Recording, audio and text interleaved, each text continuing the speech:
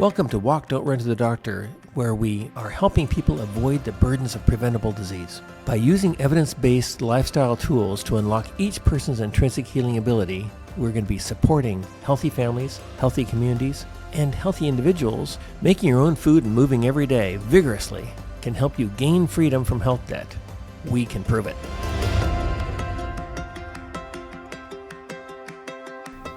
Well, welcome back to Walk, Don't Run to the Doctor, a podcast where we talk about being healthier through your own method. So you basically don't need doctors.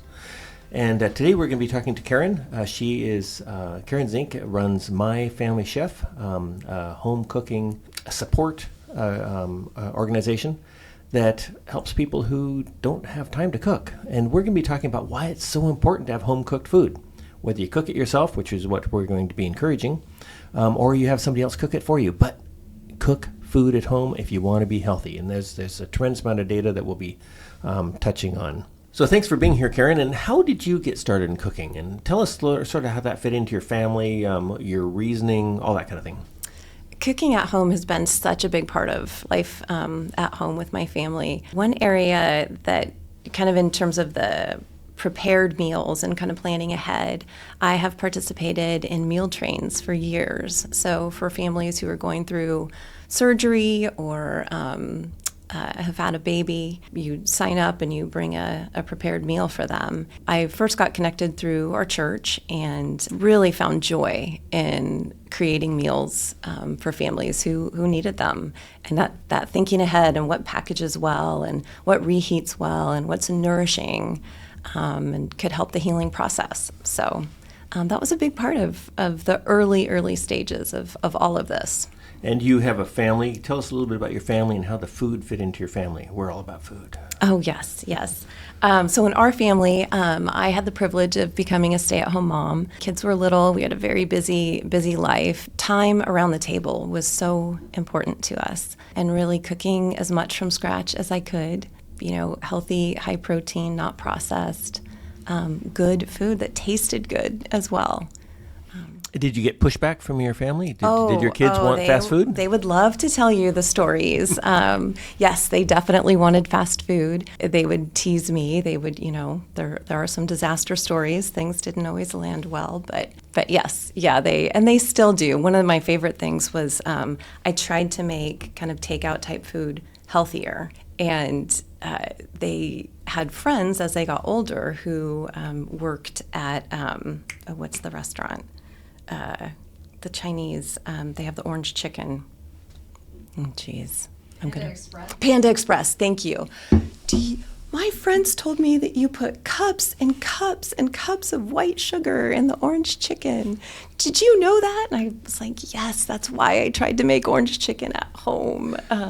Your own breaded chicken is so different than the chicken nuggets that you get from a takeout. Yeah, there was a lot of pushback. But as they're older, I think there's a deeper appreciation and understanding. Do you think that your family has been healthier because of your cooking at home? Absolutely, yes. Could you see differences in terms of what your family healthcare needs were compared to other families? Healthcare needs, definitely. So my husband had a diagnosis in terms of, his risk for heart disease. And he really had to make some significant changes. And we loved to eat out. I mean, we have our favorite restaurants. But as we were doing research and learning, what kind of oils the restaurants are using, what they add sugar to, and just so many things, so many hidden additives, calories, whatever it could be. So we really did some research, and it really changed his health and his life and the way that we saw what we were eating. And we kind of follow this, 90-10 or an 80-20 rule that 90% of the time we're eating healthy food that we cook at home. Of course, we splurge and still go out, but most of the time we're eating at home. And I think, as my daughter's in college and cooking, she has her first apartment, cooking at home, I think it really has made an impact and did help put us on a good course. And that's, I think, for the listener, The point she just made about the 90-10 rule is really important. Although we really are impressed by the data showing that people who take better care of themselves have incredibly improved health outcomes. If we take the Nurses' Health Study, we're talking about 90% less diabetes, 60 to 80% less heart disease and stroke, 60% less cancer in people who do very simple things. More home-cooked food, not being too heavy, getting some exercise, small amounts of alcohol, not smoking. Those 5 factors make huge differences in terms of how healthy you are. And I know for my own son, he could see that, although we also follow about a 90-10 rule for food cooked at home compared to food out, and he could see that we simply had fewer illnesses in our family. None of us took any medications. None of us got significant colds or flus or anything like that. I mean, we might have a sniffle. I don't mean that we're perfect. But we just didn't see health problems in our family that all of our friends were. We were never all sick at home in bed and aching from the flu. We didn't have anything more than a sniffle. So I think the practical aspects to point out to your family of the fact that life is going to be better if you cook at home. And at the same time, we're so resilient that we can handle that 10% of garbage eaten out, in which case, enjoy it. Enjoy it. And speaking of enjoying it, how would you say we make cooking at home more fun, more enjoyable, something that we look forward to? Talk about some of the barriers. I would say the first thing is to think about what you love to eat. What brings you joy when you're eating it? And then making a plan. I think that's, when I talk with my friends or clients, the planning is often the most difficult part or the frustrating part. So I'd say think about what you love, plan for it, shop for high quality ingredients, watch a YouTube video. I think that can be kind of paired with a recipe, watching somebody else prepare that meal and look forward to it. Look forward to that time with your family. Tell me about sort of how you prepare your kitchen and pantry and mentally. What made it easier for you to put a meal together quickly for your family? I think starting with a beautiful, organized pantry and fridge. I think, and there's all kinds of videos on this too, how to tackle it, how to keep fresh things that are good for your body, visible, labeled, fresh, and start from there. Get rid of things that either aren't good for you or have expired. Just kind of take inventory of what's in your pantry and what's in your fridge. Make a list for everything else and set aside the time. Can you think of a few kitchen tools or gadgets that made life easier for you? For me, it's immersion blender. You can make mayonnaise with immersion blender. You can make hummus with an immersion blender. You can defend your home with an immersion blender. You can take your finger off with an immersion blender. Mm-hmm. What are some things that you really found helpful? I love my kitchen gadgets. I love my immersion blender. I recently purchased an air fryer, and I love that. My Vitamix. I did get the big stainless steel attachment. My KitchenAid for bread and pizza dough and all kinds of things in my KitchenAid. I do love my meat grinder as well. Yeah, I have a meat grinder attachment. What do you use the meat grinder for? I grind my own chicken. Oh, okay. What about beef? Do you make your own ground beef? No, I go to a local farm. Yeah. Grass-fed, grass-finished, local beef. Huh. Yeah. We do have a grain mill. Do you have a grain mill? Okay, I'm looking at the grain mill. I haven't made the purchase yet. We use the mock excited. mill. The mock mill is pretty good. I've been through 3 or 4 mills, and I think the mock mill is the best we've had. Okay, so. that might be my it's kind of fun. next one. Yeah. It keeps it interesting. It keeps it fresh. I love my gadgets. I love trying new things and a new way of preparing something. And we justify the expense of some of this stuff on a couple of bases. Tell me what you think of this, because cooking at home requires an investment. Karen's already drawn attention to the time. It means that something else has to go. But it also takes some expense. An immersion blender is maybe going to be $50 to $100 for a good one, but it will last you years and years and years and years. The mock mill is going to be several $100s, but it's probably a once-in-a-lifetime investment. And if you look at the cost of a commercially made loaf of bread, $5 to $10 easy Yeah. for good bread. A fresh, yeah. Then you're going to pay for that mock meal really fast, and your house is going to smell fabulous. So, Karen, how do you see all this time for the planning and execution of good food at home? How did you approach that? I think that's a huge part of why I do what I do, is to save that time, to save the stress of thinking, what am I going to prepare tonight, tomorrow, next week? You don't have to think about it. And the planning, the shopping, the chopping, all of those things, taking that time. That's why, for busy people, that's kind of why I do what I do. And I have a system now, so I kind of developed it as an individual, cooking for my own family. Found a tremendous time saving in terms of planning and preparing ahead of time. And I'm applying that to each unique situation. There's not kind of a one size fits all, one program. Each family situation is different. Go back 10 years when your kids were little, and think about, so what did you give up in order to do the right thing in terms of cooking for your family? Is that a fair question? It is a fair question. I didn't feel like I had to give up anything. What I felt like I gave up was when I was working and I got the kids from the nanny or the daycare, and I had to prepare a meal. And when they were finally old enough to kind of be on my hip or prepare it with me, we had a lot of fun doing that, and that brought joy. But just that pressure between, 5 o'clock and that 6:30, there was a lot of pressure, and I feel like I gave up a lot. There was nothing else I could really do other than take care of the kids and cook, and that's when I felt like I gave up. When I was really, truly cooking from scratch at home virtually every day, I didn't feel like I had to give up anything. And that was the privilege that I had of being a full-time stay-at-home mom. So you were able to put the enjoyment of cooking and the value of cooking together, and so that you were saying, hey, it's not that I'm having to give up X, Y, or Z.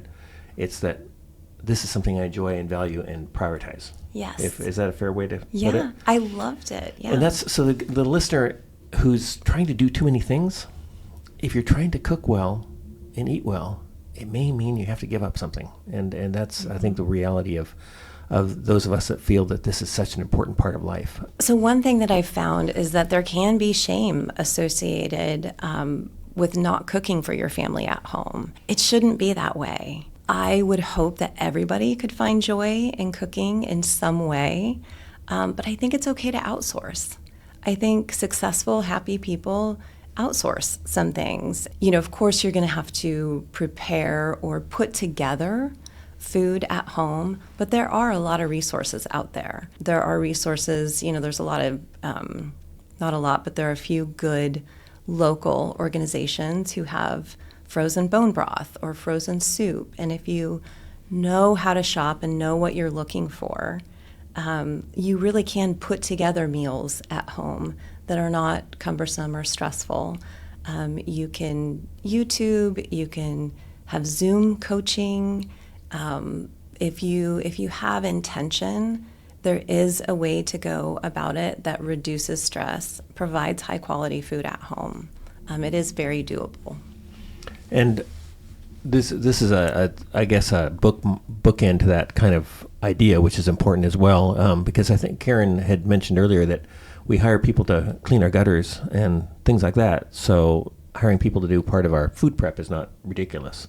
Is that the thought you had earlier? Yep. But in addition, I think people don't appreciate the value of leftovers enough. And so, for example, if I made or my wife or my son, for that matter, made a big tray of frittata, and we ate that for 3 meals, I really love frittata, or a robust soup. These are all foods that you can have for multiple meals. And so one example we have is a single man who needed to take better care of himself, really didn't enjoy cooking that much, but enjoyed the results of cooking. So every Sunday afternoon, he spent the entire day cooking his meals for the whole week. And that really worked for him. He was obviously highly organized, prepared, had the right tools at home, saved himself a ton of money, and dropped 40 pounds. which is what his real goal was. He was already a very, very fit man, but a single guy living on commercially prepared food, he wasn't getting good stuff. And he couldn't control his weight until he started making his own food at home. When Karen was talking about getting prepared foods, one other idea I had there is make sure when you're getting foods prepared outside the home that they're still prepared using home methods. Would that be a fair method? And so be cautious of that if you're going to get food made outside the home. Find out how they make it. Absolutely. Yep. So Karen, did being a parent affect sort of how your interest in cooking developed? Absolutely. When I first became a parent, I realized I wasn't eating a fruit and a vegetable every single day until I had to make sure my little one was getting that. So I think it Why did you changed. think your little one needed that? Well, I think we all know that you're supposed to eat fruits and vegetables. You're supposed to, with that we've known for decades. There is a lot of amazing new research, but that's one that we've all known for many decades. So I think being a parent changed everything, and everything when it came to nutrition as well. And so I do feel as a parent, you're called to feed your child. That is a very basic, age-old, from the beginning of time thing. You're called to feed your child. And so to do that in the best way possible with the information that you have, I believe we're all called to do that. And did it affect your husband's health, and was your husband pushing back against your food at all? Yes, I would get teased about my food. He loves to eat. He loves good food. And so he is very appreciative. I feel very valued at home, and I think that's a big deal. I think a lot of people can take it for granted, maybe not be proud of providing that, but it's a very important thing to provide, and should be appreciated. And can I make a comment to husbands who might be listening to this?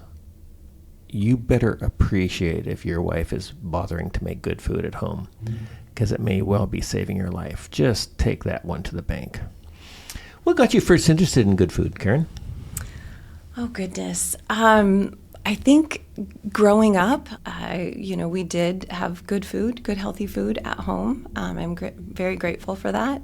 I've always been, as long as I can remember, just conscientious about health, nutrition. I remember all of the fads in the 90s. I tried them all. Low fat, low carb, keto, Atkins, Weight Watch, everything. I think I've tried every program, and I remember the nutrition class that I took in the early 90s, and how wrong most of that turned out to be. I just think it's interesting. I think you can have your own personal experience. You can look at the data, hear the stories. It doesn't take a lot of effort to see the way people live, and how their health and wellness is, as a result of that. So I think it's always been a part of my life: exercise, sports, nutrition. Did cooking for your family make you healthier? Absolutely. In what way? Just general fitness, but also just the energy. I think paying attention to hydration, getting enough protein, building muscle as you age. I would say less illness, higher energy. You just feel better. You don't feel so heavy like there's a wet blanket on you. I definitely feel a difference. And that's something that I think we hear from our patients a lot. We sort of ask them to give us a couple of weeks of eating whole foods, and especially getting rid of refined carbohydrates, sweets, and white flour. And generally speaking, we actually say get rid of everything made with flour for a couple of weeks. It's not that flour foods can't be really good for you if they're whole grain, but most of the time people aren't eating good food. So we say get rid of flour and sweets for a couple of weeks. Just humor us and see how much better you feel. And I don't think that we've ever had a case where they didn't say, wow, I have more energy. I feel better. And that wet blanket comment that Karen just made is sort of part of that. It's like a weight gets lifted off your body a little bit. So thank you for listening once again to Walk, Don't Run to the Doctor. Thank you, Karen, for being with us today, and we'll see you next time.